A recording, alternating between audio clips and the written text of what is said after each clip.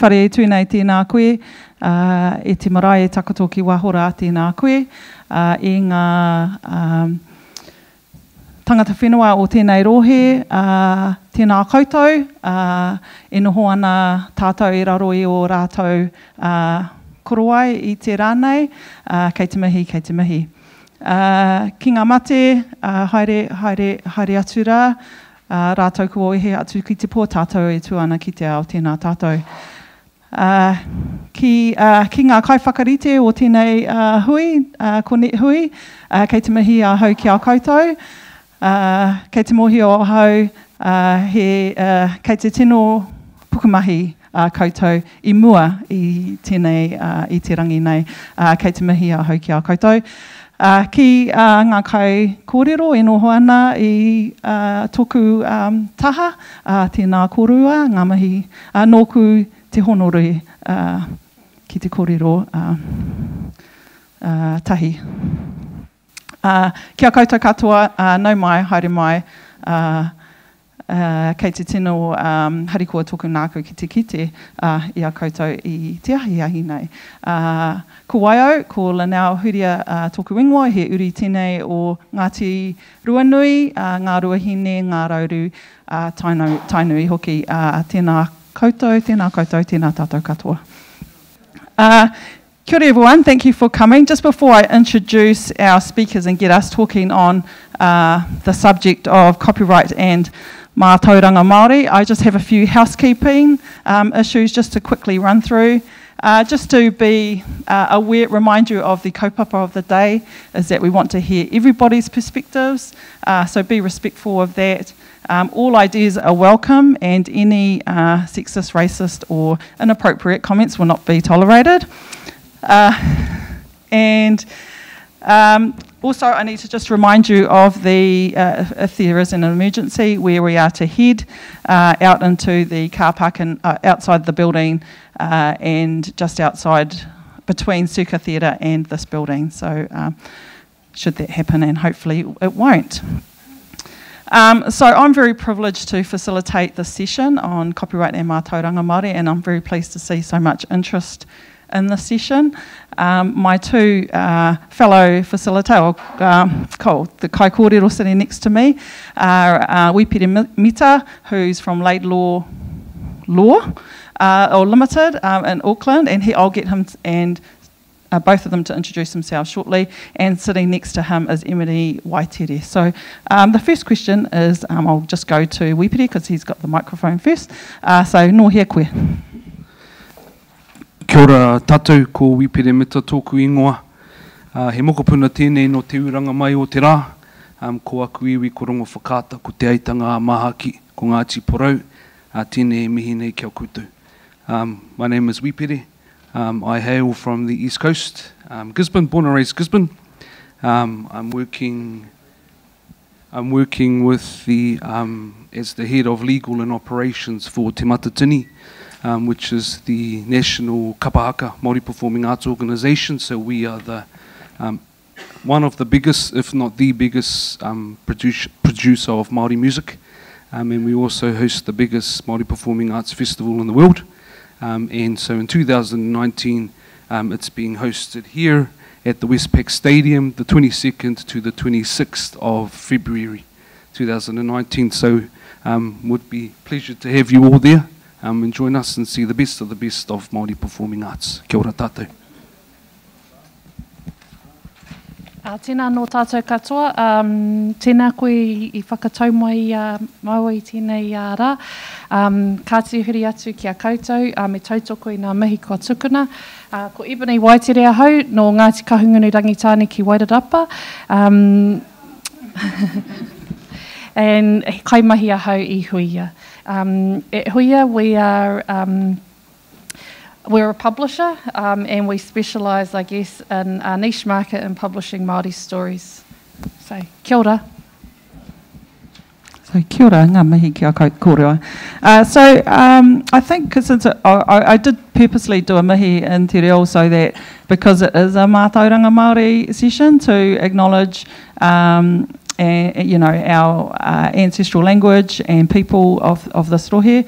And that was the reason why I did that. But moving forward, you can see why we've got these two illustrious speakers here, because they are really working at this intersection of intellectual property and copyright and Matauranga Māori, and dealing with a lot of the issues in that space. So I'm very grateful to be here, and very grateful for these two who came at my request. So one of the first questions I have, and it's probably a big question, and I'm hoping some questions from the audience may come out of it, is, again, and since you have the microphone again, Wipere, what is one of the biggest challenges that you've faced in dealing with this intersection between intellectual property law, copyright in particular, and Matauranga Māori? I'll stand up. Probably doesn't make a difference because I'm not that tall anyway. But kia ora tātou. We, as a Māori organisation, have an issue trying to navigate LAW and LORE, so law and law. And so a lot of our members put LORE before anything else. And so as a lawyer, that gives me a little bit of a heart attack, because I understand the implications when the law, LAW, is not complied with. And just trying to marry those up has been a bit of a challenge for us as an organisation. And so an example of some of the work that we've been doing in that space is negotiating broadcasting licenses properly. And so before the legal team, if I can call us, that came on board, all of the IP rights in kapa haka actually were signed out. They were signed away. So the broadcasters had everything, the photographers had everything, and the actual artists were left with nothing at the end of the day. And so just for us trying to access kapa haka archives, it's difficult because we don't own any of it. And neither do the groups or the performers or the artists. And so with our legal lens on, we've been able to negotiate better broadcasting licenses, photography licenses, IP licenses in general. So that's kind of one space that we've made a bit of a difference to the work that we've been doing. And also just trying to get our artists and our performers to understand more about copyright and how it works. And so we've got quite a strong relationship with APRA AMCOS, who license third-party music. And so we have about 80 pieces of music at every festival that's not original. And so before we came on board again, it was just kind of a common thing that Māori would do, is to take an English or a third-party tune and put Māori words to it and think it's okay. And so we've now ensuring that we've got those proper licenses in place to do that as well. And working vice versa, so ensuring that if our content is being licensed, that it's done so in a way that's valuable to our people and it's meaningful as well.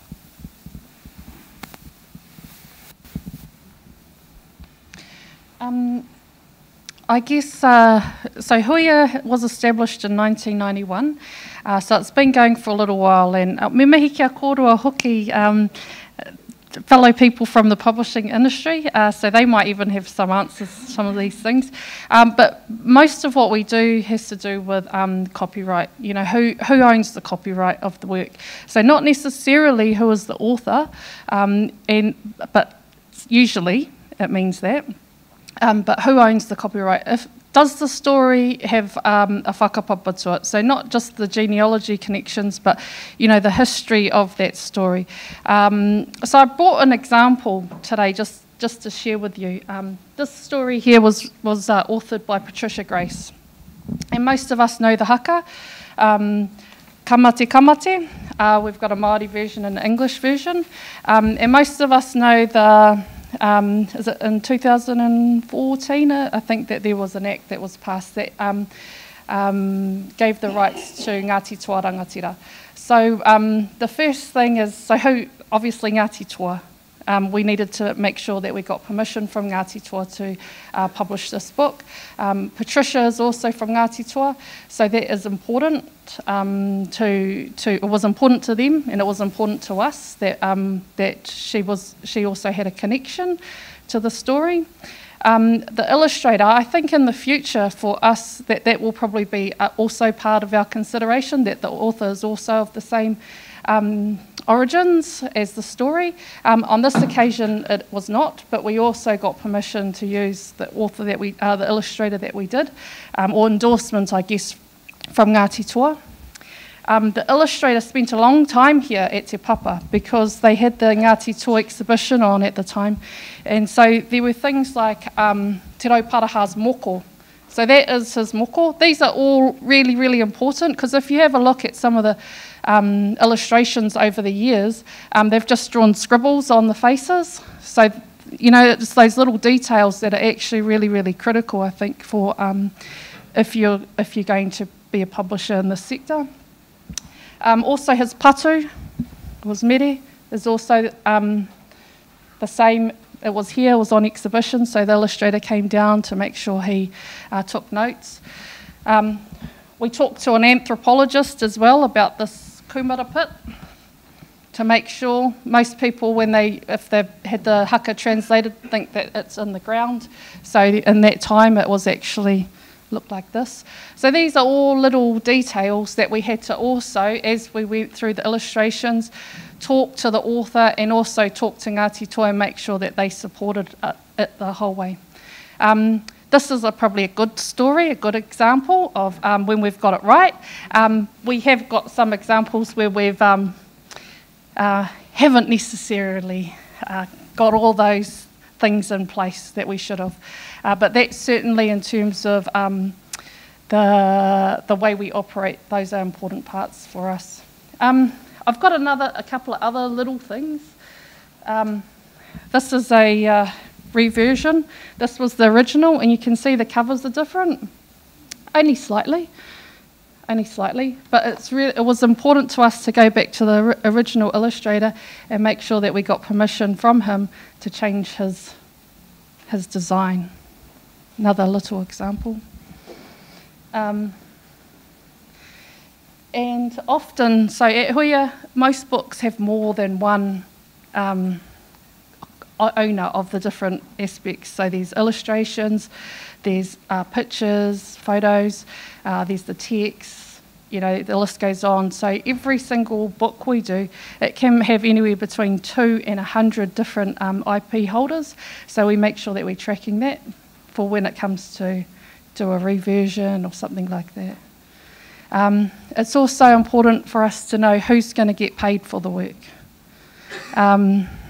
So sometimes it might be the iwi who are acknowledged, or the author. So all those things all have to be part of our consideration before we embark on a project. So he mea. Tīmatanga.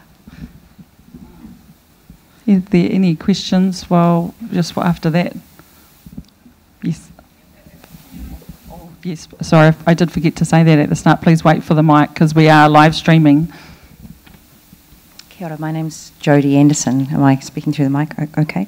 You raised a number of really interesting points when you were talking there. You were talking about, the ability to find, I guess, the sort of the kaitiaki of the story.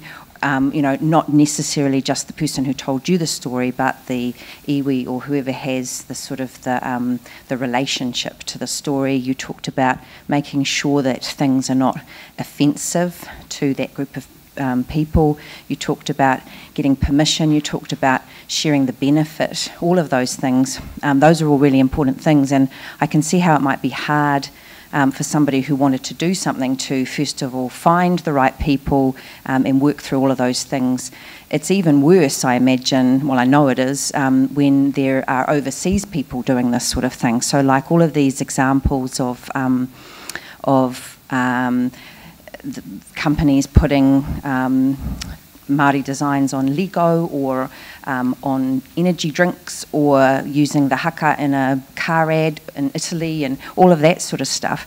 Do any of you have any thoughts, or does anybody in the room have any thoughts on the types of mechanisms or anything else that we can put in place to enable people overseas who wish to use Matauranga Māori or any taonga work or anything like that, to be able to figure out whether it's offensive, who to go to ask for permission, how to share the benefits from that use, etc., etc. I'm just asking you to do my job for me here. So there's a Māori Advisory Committee for trademarks specifically, and so it's their role to advise the Commissioner on whether or not the use of Māori imagery or text is offensive. And so that's one example, but that's only quite a small part of IP work, and so with Te Matatini we would see ourselves as being one of the first points of call for kapa haka, or the use of haka anyway, because a lot of those items are licensed through us on behalf of our performers and our artists, but I'm not aware of a one-stop shop that you could go to find out who is the owner or kaitiaki of copyright, and I just want to touch on that point just quickly, because it's a good point that you raise, and that LORE that I spoke about earlier, Māori, and I'm speaking generally here, often see themselves as kaitiaki and not owners of IP. And so from our perspective, a kaitiaki responsibility is ensuring that IP of sorts makes it to the next generation, and not specifically kind of a mechanism to commercialise. And so I think there's a distinction there between ownership and kaitiakitanga. One is about protection, and one can be about commercialisation, and I think there's a line to be kind of navigated with the two. I'll just add some of the work I do, and I didn't say this at the start, but I am an intellectual property lawyer at AJ Park, working specifically with Māori, navigating the intellectual property system, and answering a lot of questions also from non-Māori about the exact thing that you've just said. And I guess there has been, the Y262 decision is a big decision that was in that space, dealing with a lot of the issues that you've talked about, the decision coming out in 2011, and we are still yet to have a formal government response to that. Some of the, and the Patent Advisory Committee was one of the recommendations that did come out of that report that has since been adopted. But in the copyright space, there's still no answers to the questions that you've raised. It's certainly a big issue. It's one that's been grappled with not just in New Zealand but internationally at WIPO, in the IGC committee.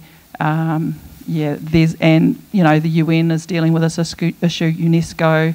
There's lots of initiatives out there to try and address those issues that you raised, but still New Zealand hasn't got one real solution in place at this stage. Was there any other questions following that first initial one? I guess since we're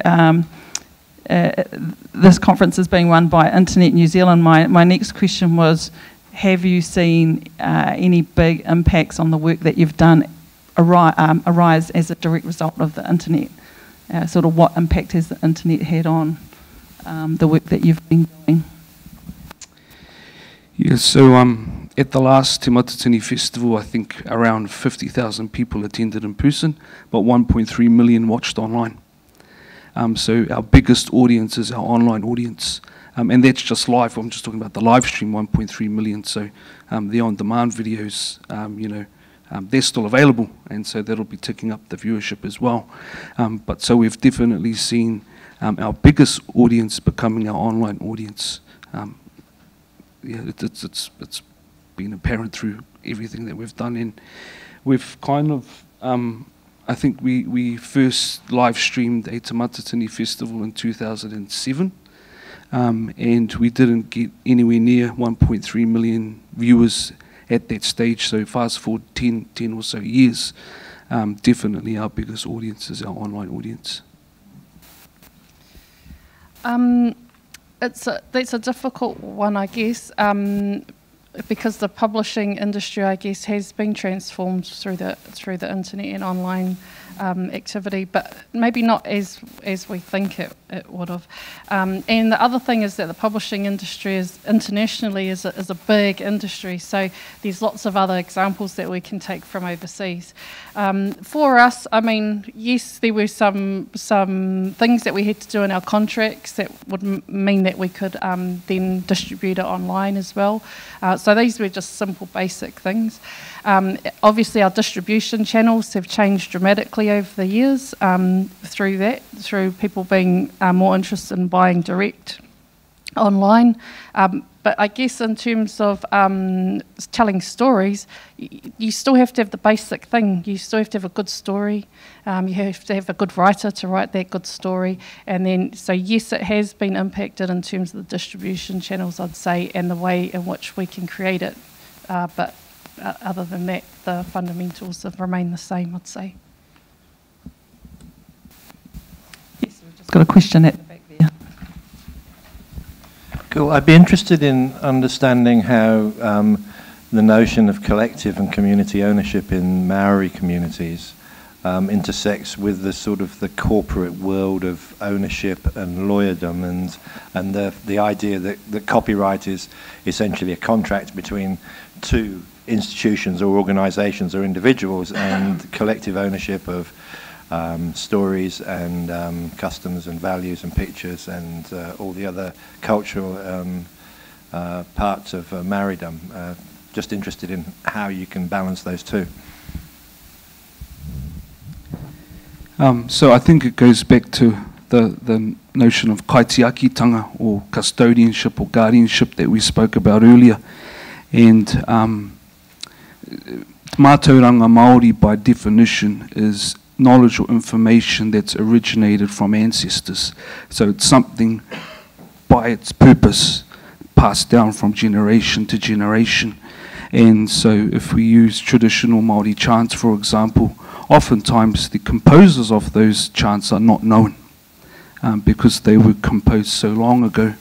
The words are known, the chants are still sung, but we just don't know who's composed them. And so oftentimes you would hear, oh, that's a Ngāti Porou song, or that's a Tainui song. And so in terms of owners or authors, by default it's almost the iwi, because it's the iwi who's keeping them alive. And it's the iwi who are the kaitiaki, or the custodians, or the guardians of them. And I suppose that's how it's distinct from your general copyright, in that you have to identify an owner. And that's difficult with Matauranga Māori, particularly when it's been handed down through so many generations. And then often, like I said, would say that belongs to a particular iwi, or a tribe where that iwi may not be the author. So it's sometimes a difficult space to navigate. Yeah, I'd agree with that. I'd say that that's important to us. So we would still probably have an agreement with the author, but we would seek to get acknowledgement from the iwi. And without that, then more and more these days it will be difficult for us to agree to publish it. So we've got examples where a story has been contemporised, I guess, and it's changed quite a lot from the original story that the iwi tells, and then we've gone back and said, before you bring this back to us, we want you, the author, to go and get support from your iwi to say that they're okay with the way that you've told this story, and if they don't come back, then, well, ko mōhi o tātou, they haven't got that support. So that's kind of how we've been treating it more and more these days. I got one question here, and then I'll come over that side.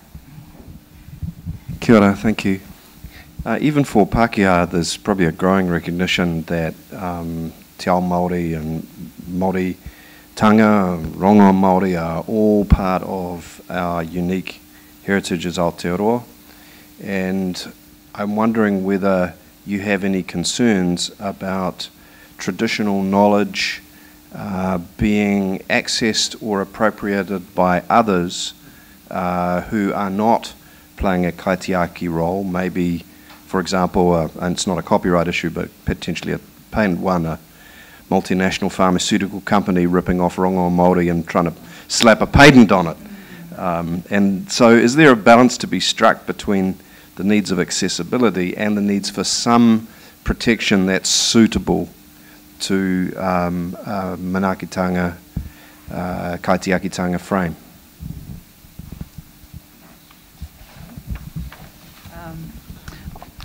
To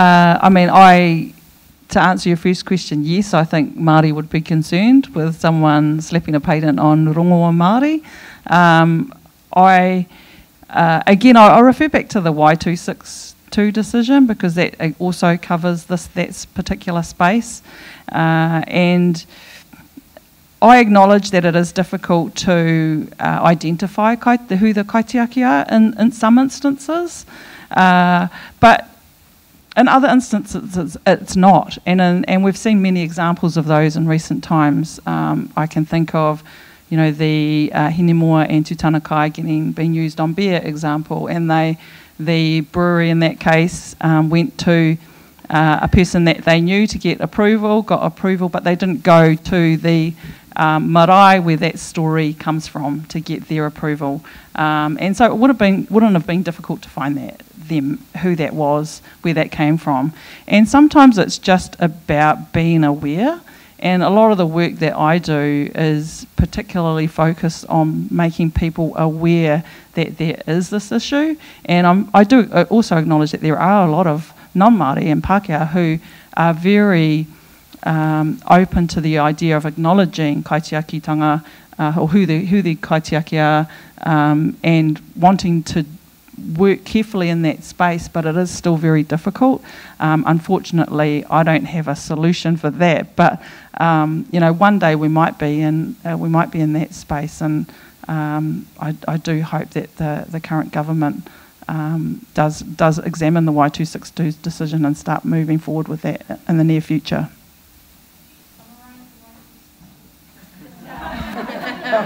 How long do we have?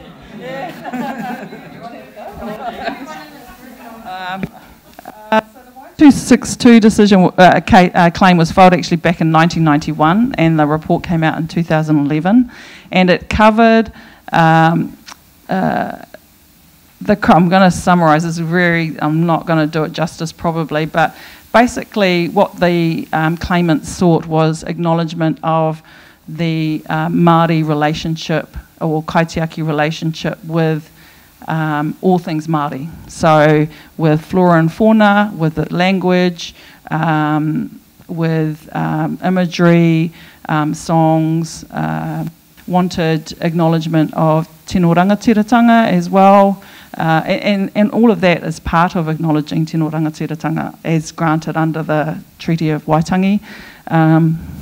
Is that a fair enough summary? I think so. So it did involve, the report is huge. It's about 1,000 pages long, and it dealt with the report itself. The response was to acknowledge in part the Māori kaitiaki relationship with parts of Te Ao Māori, but it didn't quite go far enough. So it's kind of a middle ground, the report itself, in terms of, and I think it was written, in the face of the foreshore and seabed legislation, and so wanting to provide a halfway space that the government could agree with and accede to, and acknowledge Māori kaitiaki rights without going so far as the foreshore and seabed decision, and so therefore resulting in a really negative response both in the media and in the government space. So it's really a middle of the ground decision that didn't really please Māori and didn't really please the Crown either. So I don't know if that's a good summary, but it's worth a read because it really does cover a lot of the issues of kaitiaki, acknowledging Māori, Matauranga Māori, and all the values that are associated with that. It's quite an important decision for New Zealand, and probably didn't get that acknowledgement, the acknowledgement that it should have at the time that it came out.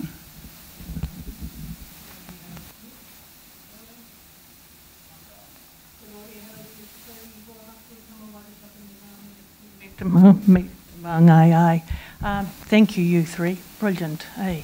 But what I want to go now is take a giant step and go, okay, we're talking about internet. We're talking about all what you're talking about being data. And I'm really interested to see what is being done right now within this copyright review of where our data is being taken to. We started an archives and we have 100 terabytes of data of history, oral recordings, no different than the Matatini Kapahaka recording situation, but it's in the intense history documentation. Now we have huge concerns about where that goes. Our archives and our museums have not proven themselves in good order, so no way are we handing it in that direction because we cannot get it back. So the issue is how are we, as Māori, looking at this issue right now, why this review is being done? Yeah, I think that's the answers to that question I'd like to know as well. And so we're of course wanting to make submissions when the issues paper's released. April, I think, was indicated. And that's, I'm talking about Te Matatini, about how we would like the law to protect our, not just copyright, but all of our IP. And so we are in the planning stages right now about how we're going to do that. And so we've been in contact with Ngā Taonga Sound and Vision around access to archives, Māori broadcasters, the likes of RNZ, iwi Radio, Māori Television, TV NZ and all of those guys, about how we as an organisation, as organisations can work together on how we manage our own history, because it is rich, but worth nothing if it's stowed away and no one can hear of it or see it. And so it's about us telling our stories on terms that we're okay with and we're happy with. And so I think by default some of our stakeholders, and they don't like to be called stakeholders, but for want of a better word, stakeholders, would rather just package it up, lock it away, until they are satisfied that it will be managed and dealt with in a way that they are happy with. But that means the stories will be lost. And so we're also keen to know of ways in which we can tell those stories in a way that is culturally safe. So anybody, is there a body being pulled together? We're at the early stages. I think the key stakeholders within the circles that we work with, we have met with and discussed. But that's not to say that everyone we haven't had a discussion with is not a key stakeholder. And so we're open to discussing that kaupapa with anybody who shares the same vision as us. I'd just like to add something to that. I do a bit of work with iwi and hapu and marae around collating that information, mainly doing exactly what you've done so that we don't lose it. And then it's about how you manage that moving forward. I understand managing it moving forward is very difficult, but because you want to provide access to, you know, uri, your own uri. You want to provide that information, but at the same time you don't want it to be commercialised in a way that you're not approval, you don't agree with. And so I think the key is, one, collating it that's one really important tool because we don't want it to get lost. Two, keep it safe until you are in a position to know what you want to do with it. I think that's the key. And it may not be today, it may not be tomorrow, it may not be next year. It might be, you know, our mokopuna that are the ones that decide what will happen with it. And so our role is to play that kaitiaki role and be guardians. I agree with that, but I think our youth, our uri whakatipu, are definitely ready to be the innovators. And so I'm not prepared to wait. I'm trying to find a solution and working on several things, but would love to sit with a team that's looking specifically at the copyright, because I think it's extremely important that we're involved in that discussion as Māori. Yeah, kia ora. It's my turn. Kia ora. Ko Rehana Sisi toku ingoa, ko Ngāti Kere o te hapu o Tamatea. School again. I just want to clarify something for our mate over there. Is that I want to thank you all.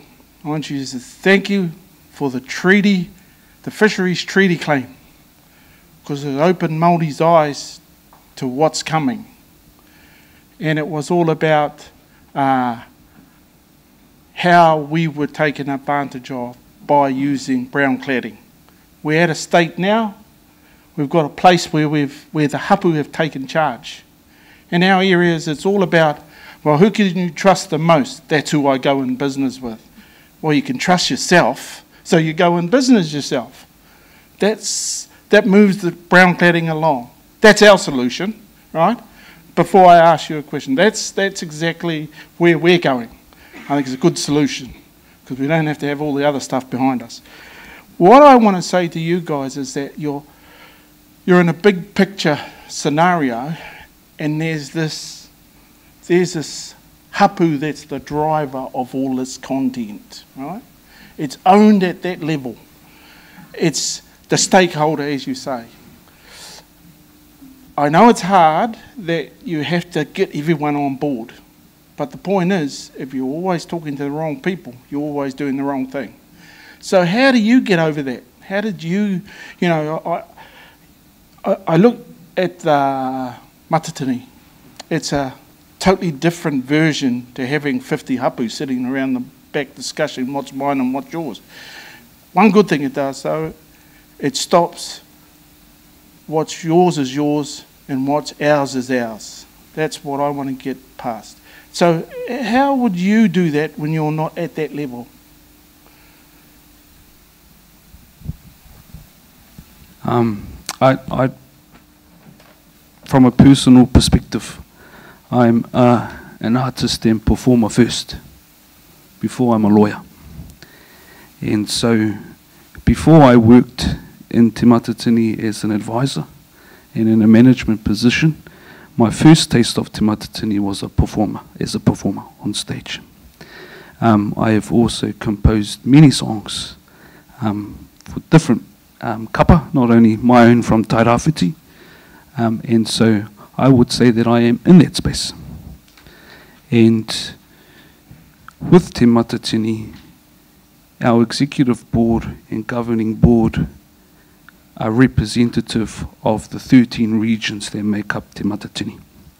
And so we've got an expectation that when decisions are made at a board level, that those rohe have spoken to their hapu, their iwi, their whānau, and then when it comes back to a board decision, that decision is formed by the very people you've mentioned, the hapu, the whānau, and the iwi. And also, they are the ones who nominate and approve for their representatives to be on the board. And so I think, in most cases, hapu, marae, iwi, or we presume anyway, have been consulted about decisions made at a higher level. And so as a performer first and a composer and an artist, I feel that I do follow a process that enables those voices to be heard.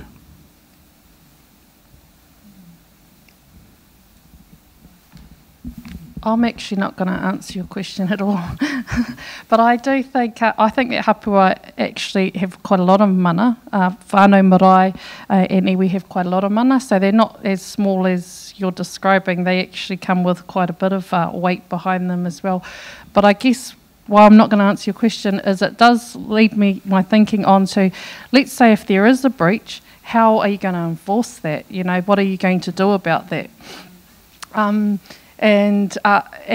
will it be will you get the lawyers in and have a good scrap in the public, or will you have a sit down and go through a tikanga Māori process to resolve the conflict? So, why I asked you that was because It's happening to us at grassroots. We've got patents, we've got trademarks, and the law that's behind it is actually the thief as well, because they're using it for their use, because they can see the value in the community. Stakeholders left out, but where do they go? Because we had, we had our trust board, and they had to fight Swazi off in the court of law. No one helped them. No one stood up there and said, "Oh, look, these jokers have been taken advantage of." That's what I want to try and get something going where they can get there, because the law is only there to take the money and follow the law. It's not about the hard stuff. So where's this place that we could go to at grassroots? Because we also have to think about the other side. When you talk iwi the people, not iwi the authority, because that's a different killer fish also. So are you guys thinking about, well, shivers, there's an issue there. How can we solve it? How can we sit down and put a group together to solve that issue? Because it's going to get bigger. It's not going to get smaller. Yeah, I mean, I'm going to go back to the Y262 report. One of the recommendations of that report was to set up an independent body to deal with intellectual property disputes in a way that may be considered culturally appropriate. We haven't seen that come to fruition, but it was definitely a recommendation of the report, and it's something that I personally support. But like we're saying, 2011, we're 2018 now, and there still is not an independent body to deal with those disputes. I mean, we're definitely advocates for it. I have to say also, though, that I don't think, and I speak for us as an organisation, I don't speak for everybody, when I say I don't think we're out of touch with the people on the grassroots people. I don't think as an organisation we are out of touch. And I don't speak for everybody on the panel when I say that, but I speak on behalf of us as an organisation. And I know you see that in a general sense, but us as an organisation, I think, like I said, it is the people who nominate the representatives onto the Te Matatini board. And I think we've got a good grapple on that as an organisation. But to answer the question in terms of an avenue in which people could use to deal with IP infringement, there was a recommendation of the Y262 report, and we're yet to see that come to fruition. I'll just add, I hear you, and I definitely, part of the work that I do is definitely connecting with those grassroots people as well, and advocating for them and their rights. And I definitely see on a regular, as we all do, regular basis, a misuse and misappropriation of Māori words, Māori imagery. It's on our supermarket shelves every day. So continuing to fight that fight that was a part of the Y262, and I know there are many others in the industry that are doing the same thing. Academics, people from iwi organisations are still raising these issues. Iwi hapu whānau is still raising these issues. Is there any product on our supermarket shelves you want to out?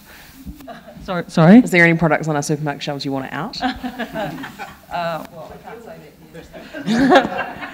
I can give some examples. It's the our iconic images that we see on alcohol products. Tuatara, tui. Should they be on beer? Especially the tuatara. That's one of the most iconic animals of New Zealand, and it is sitting on a beer product. And it's around the world. Is that actually a good thing? I just pose that question. Has anyone raised that with them? Do you know? I don't know. 2 minutes. Does anyone have a short question? Okay. Go on, Emma. So just to name and shame, there is a beer in London currently that is serving a Kiwi IPA that has a Māori gentleman on it with moko riding a Kiwi down. And so I messaged some people to go, well, how do we raise this? This seems awfully offensive. And he basically said we can't really do anything because it's outside of New Zealand jurisdiction. And that really the best thing I can do is just highlight it with news organisations so they can be publicly shamed. So I feel like that is like, we need to do something better about that. Was this you doing it? Is that what? Highlighting it to news organisations. Did you just do that now? Oh, yeah. And just as another example, there was an incident recently where an image of kapahaka performers was put onto a cushion. Now that may not seem too out of the ordinary, but when we think about the head being tapu and the pillow being something that, or cushion being something that you sit on, culturally inappropriate. And so although it may not be unlawful, if we consider the LORE, things that we spoke about, we had to kind of go in and bat for our artists in that space as well. So it's not just alcohol. It could be something like that where it's a breach of tikanga that we have to stand up for as well.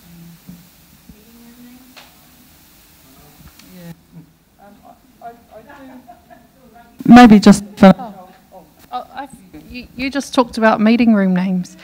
We published a book recently called Matauranga, and an organisation asked to use, because in that book Rangi Mātāmua names all of the stars, and so an organisation recently approached about discussing just that. So there's processes that people can actually follow to make it to have an easier pathway. You should also pay Māori people for this advice. You pay lawyers for law advice, you pay accountants for finance. You should also pay Māori people for their advice. I mean, I just wanted to wrap up that point, and I think a lot of it is just common sense. I think a lot of it. I think, if you were in that situation, would you like that done to your picture? Would you like your face put on a cushion and people sitting on it? That's a common sense question as well. So it's not a complicated. People say it's tikanga and they kind of get scared, but it's not actually that complicated. It's much more simpler than that, and it's about being respectful to others, and us looking after each other. And I think it's really incumbent on all of us. Māori culture is a big part of Aotearoa, and if we don't look after it as a country, as a nation, then who is going to look after it? And if we don't all look after it, then its value, then we will lose it. And we definitely don't want to lose it, because it is very special. It's unique to us, unique to Aotearoa, and we should keep that focus in mind rather than, the commercial side. It's about maintaining it for our future generations. I can see people milling around. That was a perfect place to wrap up, so thank you very much.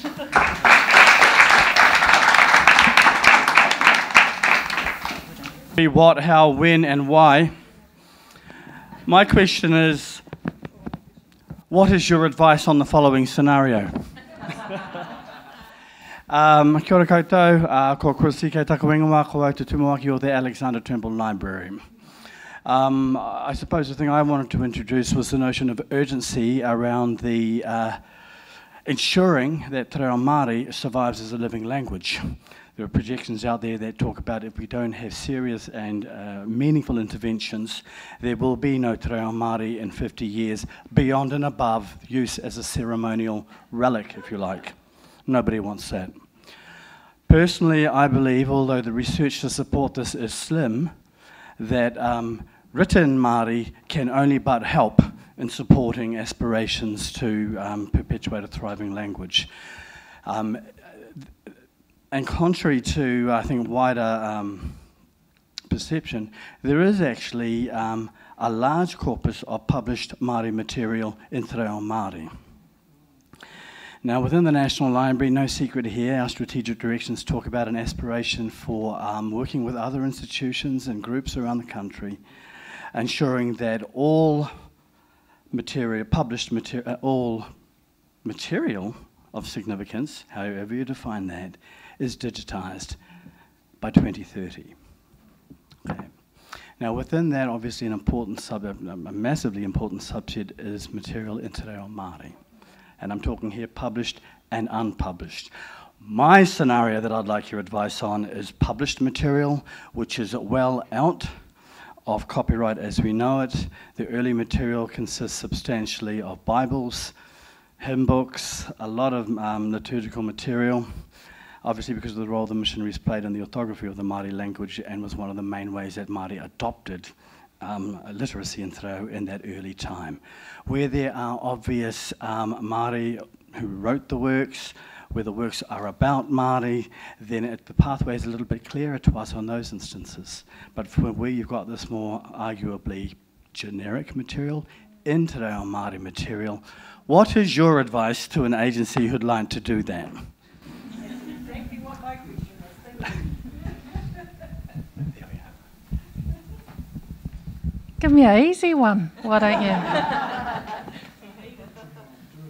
Yeah, no, I think that's right, Chris. I mean, for the language to survive, we have to have it in all forms, you know, tukuna kia rere.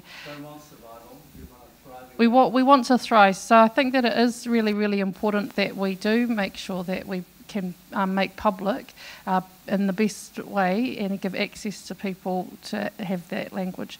But there's still processes that you can follow to collect as much information as you can before you go ahead and publish. So I think, you know, kei te moe o koe, you just have a good,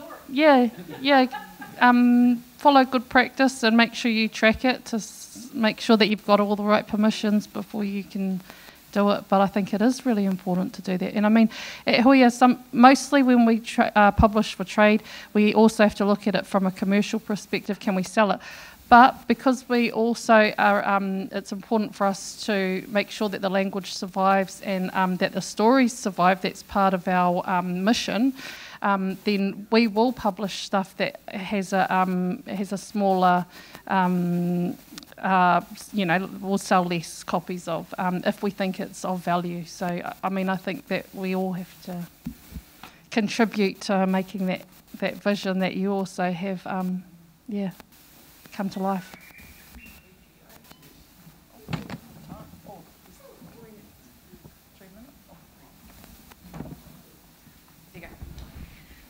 I'd love to draw your attention to, ko Brenda I'd like to draw your attention to the effort of Te Huku up north who are doing teaching, understanding audio Te Reo Māori.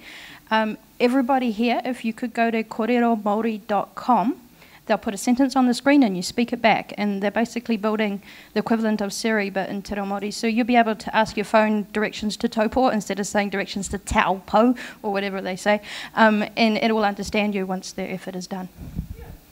Will she answer back in Māori? Yes. Kia ora, ko Amos Man aho.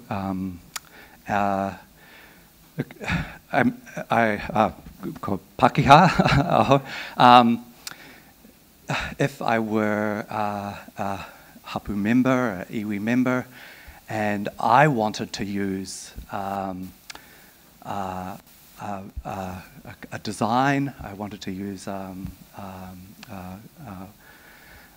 waiata in a particular way, what is the tikinga, what is the way in which I would gain permission within the iwi, within the hapu?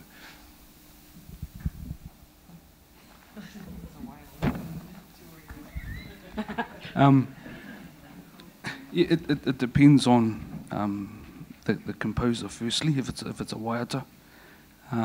If the composer can be identified, then you'd go directly to the composer or the composer's family.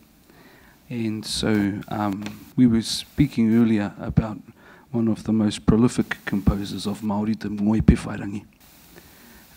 Not earlier in the room, but earlier at lunch.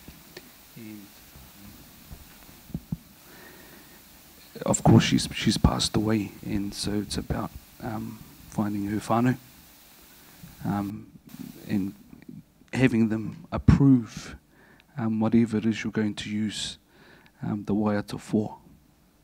I mentioned earlier that sometimes the composer of a waiata cannot be identified. And so you'd look at the likes of the rangatira or the leaders of the hapu to give you their blessing or their approval in that respect. And this by no means is the process, it is a process that you can follow. And I'm just thinking of practical options for you to do that. But obviously, I shouldn't say obviously, sometimes you may come into conflict about which person within a hapu has the authorising capacity, if I can put it that way. There may be conflict there where one person says, no, I can approve that, and another person says, no, he or she cannot, I can. And so that's just a consideration for you to take into account. But in terms of a starting place, it's the whānau, or the composer personally, or if the composer's past the whānau, hapu, iwi, and so forth.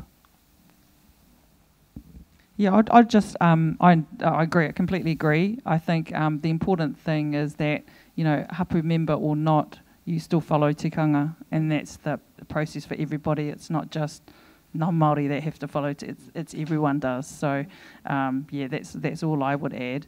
And the thing with, and this is another clash between intellectual property law and the Matauranga Māori or tikanga is that, you know, kaitiakitanga doesn't expire. You know, copyright rights expire, but kaitiakitanga doesn't. That lasts forever, and that's a big contention between the two areas. So it's ongoing. If the person is still here, that's a lot easier, but if they've passed on, there's still that responsibility to go back to whānau, hapu, for that, you know, to comply with tikanga. This time it actually is 2 o'clock. Oh, okay. Thank you. Big round for our two guest speakers here. Thank you. Making me ask that question.